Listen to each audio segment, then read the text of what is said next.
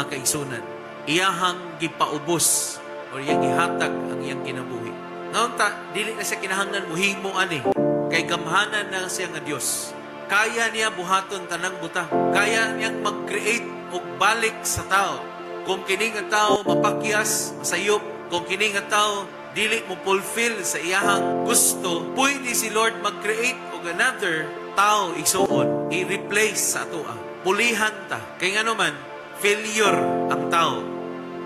But sa hunang-huna ug sa kalapad sa gugma sa Ginoo, ang tanan natong panginahanglan natubag pinaagi sa iyahang pagpaubos hangtod sa point of death, hangtod sa kamatayon. Dunay Dios nga nahimong manluluwas, manunubos, nga nagbag-o ug nag-usab sa atong kinabuhi, mga kaigsunan. Kung musangpit ako ug muduol kanimo, tupagon mo tanang pag-ampo ko,